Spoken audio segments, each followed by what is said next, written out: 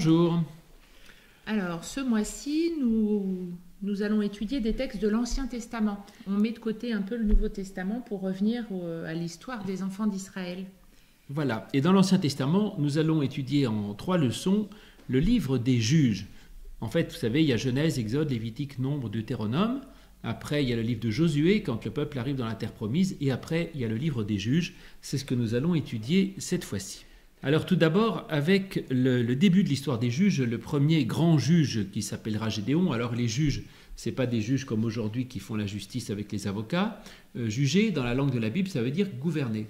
Parce que le peuple n'avait pas le droit d'avoir de roi, parce qu'il disait, il y a un seul roi, c'est Dieu lui-même. Voilà. Donc il n'y a pas d'autre roi que Dieu, et simplement gouvernaient des juges qui jugeaient si ce qui se passait était en accord avec la volonté de Dieu ou pas. Donc voilà, les juges, c'était les gouverneurs en fait d'Israël.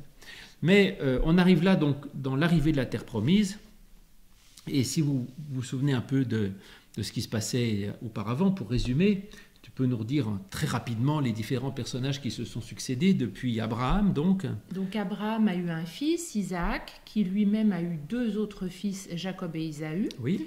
Avec l'histoire du plat de lentilles. C'est ça. Jacob a eu, lui, 12 enfants qui vont créer les 12 tribus d'Israël. À peu près, mais c'est ça. Et c'est parmi les enfants de Jacob que il va y avoir le dernier qui va être emmené en Égypte, et puis Joseph, le préféré, le chouchou, qui effectivement va être en Égypte, et puis les autres vont le rejoindre. Joseph va sauver tout le monde, et finalement il se trouve donc exilé en Égypte, où ils vont rester longtemps. Et ils vont se retrouver en famille là-bas. C'est ça. Voilà. Pendant 400 ans, ils vont rester en Égypte. Au début, ça allait très bien parce que Joseph était Premier ministre. Et puis après, la situation se dégrade, ils sont esclavagisés, ils sont malheureux. Et il y a quelqu'un qui va arriver pour les aider à sortir. Alors après, ils vont s'exiler dans le désert. Ils vont traverser le désert pour essayer de trouver la terre promise. Entre deux, ils vont monter sur le mont Sinaï pour avoir les tables de la loi. Et malheureusement, Moïse ne pourra pas rentrer dans la terre promise. Il va mourir juste avant.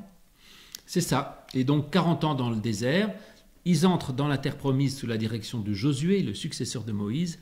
Là, ils rencontrent une première ville, vous vous souvenez, qui était Jéricho, qui était une ville très, très néfaste.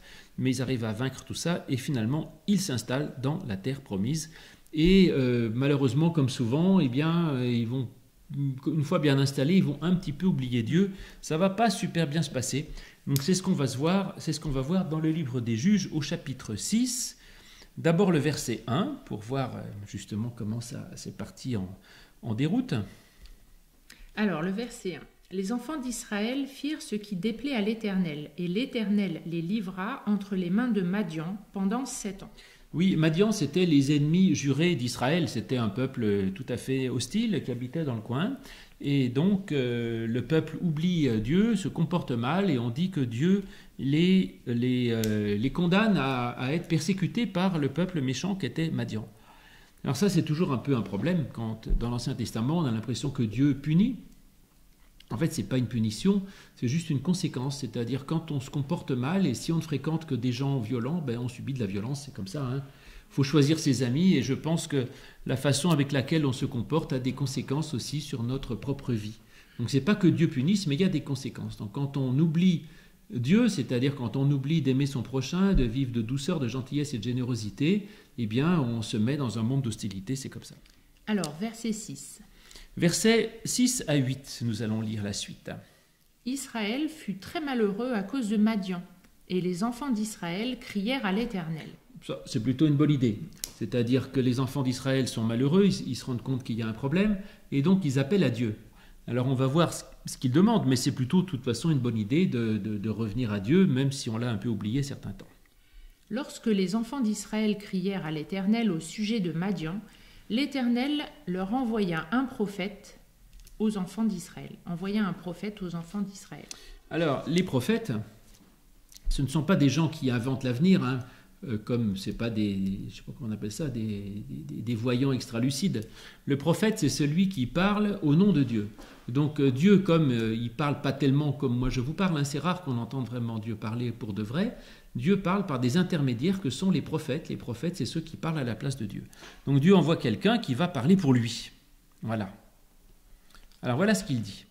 On va au Puis verset 11. vint l'ange de l'Éternel, et il s'assit sous le térébinthe d'Ophra, qui appartenait à Joas, de la famille d'Abiézer. Alors, l'ange de l'Éternel, là encore, il faut expliquer. L'ange, ça veut dire un messager. Alors, je ne crois pas qu'il existe des anges comme on imagine, qui seraient des êtres spirituels avec des ailes qui voleraient en parlant d'une façon miraculeuse. Un ange, c'est n'importe qui dit la parole de l'Éternel. Peut-être même d'ailleurs que ici l'ange, c'est le prophète en question, hein, c'est-à-dire qu'un ange, c'est celui qui parle au nom de Dieu. La parole. Voilà. Et donc ça veut dire qu'il y a quelqu'un qui vient parler au nom de Dieu, où ils entendent la parole de Dieu. Parfois c'est par l'intermédiaire de quelqu'un, parfois ça peut être à l'intérieur de soi-même, parce que quand on prie Dieu, on entend ce que Dieu veut nous dire dans notre cœur. Et dans l'Ancien Testament, ils auraient dit « un ange m'a dit ». Voilà. Donc un ange vient, alors cette histoire de térébinthe, j'y comprends rien, mais arrive quelqu'un d'important qui est Gédéon. Donc Gédéon, son fils, battait du froment en pressoir pour le mettre à l'abri de Madian. L'ange de l'Éternel lui apparut et lui dit « L'Éternel est avec toi, vaillant héros ». Oui, alors il lui dit « L'Éternel est avec toi », ça c'est bien, c'est vrai, hein, effectivement que Dieu nous accompagne, c'est une bonne nouvelle. Il l'appelle vaillant héros. C'est amusant parce que Gédéon, on voit que c'était le fils d'un brave homme qui battait du froment. Enfin, c'était pas tout à fait un grand guerrier. Hein. Du froment, hein, c'est comme du blé. Hein. C'est ça. Donc, c'était pas un grand guerrier. Donc, vaillant héros, pour un petit bonhomme, un petit berger qui battait du blé, c'était assez étonnant.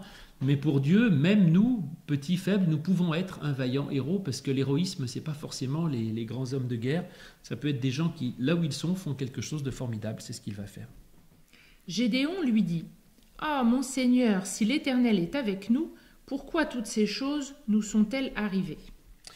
C'est une bonne question et souvent beaucoup de gens se les posent en disant « Pourquoi il m'arrive tant de malheurs? Pourquoi il m'arrive tel ceci? Pourquoi? Qu'est-ce que j'ai fait au bon Dieu pour que j'ai tel souci? Ou pourquoi il nous arrive tel problème dans le monde ?» Alors, c'est une question qu'on peut se poser. Vous pouvez voir qu'il y a 3000 ans, eh bien, on se la posait déjà. Et donc on peut se demander effectivement pourquoi nous arrive tant de malheurs si Dieu nous aime. En fait, Dieu ne nous abandonne jamais. Et si on a l'impression que Dieu nous abandonne, ce n'est qu'une impression. En fait, Dieu ne nous abandonne jamais. Donc il faut garder confiance. On peut avoir cette impression, mais jamais Dieu ne nous abandonne. Et on va le voir par la suite du texte. Et où sont tous ces prodiges que nos pères nous racontent quand ils disent « L'Éternel ne nous a-t-il pas fait monter hors d'Égypte ?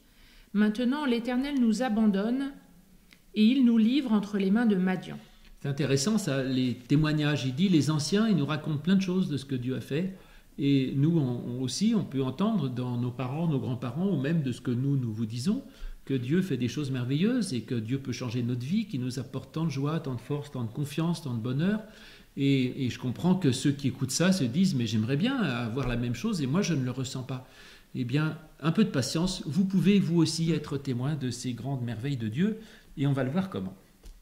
L'Éternel se tourna vers lui et dit « Va avec cette force que tu as et délivre Israël de la main de Madian. » Va avec cette force que tu as. C'est un beau verset, je crois que c'est le verset préféré de ma vieille mère, qui aime beaucoup cela, qui résume bien, je dirais, la position qu'on peut avoir par rapport à Dieu, parce que, vous voyez, Gédéon appelle à Dieu, en gros, il lui dit « fais quelque chose ». Et Dieu lui dit pas « écoute, très bien, je vais régler le problème hein. ». Il lui dit « va avec la force que tu as et moi, je t'aiderai ». C'est-à-dire qu'il invite Gédéon à lui-même prendre les choses en main et à faire quelque chose. C'est-à-dire que jamais Dieu ne fait les choses sans nous. Donc il lui dit, va, tu peux y arriver, et quelle que soit la force que tu as, tu peux le faire. Dieu nous aide à faire ce que nous pouvons avec notre propre force, même si elle n'est pas très grande. Et il va compléter un peu plus loin, on va le voir au verset 16, où il dira, car je suis avec toi. Donc effectivement, même si ta force est petite, avec l'aide de Dieu, tu peux y arriver. Donc effectivement, Dieu ajoute, n'est-ce pas moi qui t'envoie ? Gédéon lui dit, « Ah mon Seigneur, avec quoi délivrerai-je Israël ? Voici ma famille est la plus pauvre en Manassé, et je suis le plus petit dans la maison de mon père. » L'Éternel lui dit, « mais je serai avec toi et tu battras Madian comme un seul homme. » Magnifique. Voilà, Gédéon dit, mais moi je suis tout petit, je peux rien faire. Et Dieu lui dit, c'est pas un problème, parce que je suis avec toi. Et même si on est tout petit, tout faible, tout pauvre, eh bien, on peut toujours faire quelque chose pour Dieu. Même avec la petite force qu'on a, Dieu peut nous aider à faire de grandes choses, et parce que Dieu est avec nous. Donc voilà le mode d'action dans le monde. Toi, avec l'aide de Dieu, tu peux faire les choses, tu peux faire plein de choses pour le monde et pour toi, et il faut simplement se mettre au boulot toi-même avec la force que tu as, et Dieu ne t'oubliera pas et il t'aidera à faire les choses. Quant au fait que Gédéon soit le plus faible, eh bien c'est souvent comme ça dans la Bible. Effectivement, Dieu l'appelle vaillant héros, je vous l'ai dit, Gédéon c'était un tout petit bonhomme. Et en fait, dans la Bible, on montre que ce n'est pas forcément les gens les plus grands et les plus puissants qui font les plus grandes choses. Et parfois, c'est peut-être des gens très humbles, très petits, très peu de choses, qui font des choses merveilleuses pour le monde et pour Dieu. Et donc, il faut avoir confiance dans cela. D'ailleurs, Paul dit la même chose. L'apôtre Paul, dans une de ses lettres, en 1 Corinthiens 11, 27, il dit « Dieu a choisi les choses faibles de ce monde pour confondre les fortes. » Voilà, parce que parfois, peut-être qu'un peu de douceur, un peu de gentillesse, une petite action peut bien changer beaucoup de choses. Voilà l'histoire de la vocation de Gédéon. Très belle histoire qui vraiment, pour moi, nous parle beaucoup et nous donne beaucoup de confiance dans ce qu'on peut faire avec Dieu. Va avec la force que tu as, nous dit-il, et ça, il faut s'en souvenir. Voilà, super. On verra dans la deuxième leçon le combat que va mener Gédéon, du coup. Voilà, à tout à l'heure. À tout à l'heure.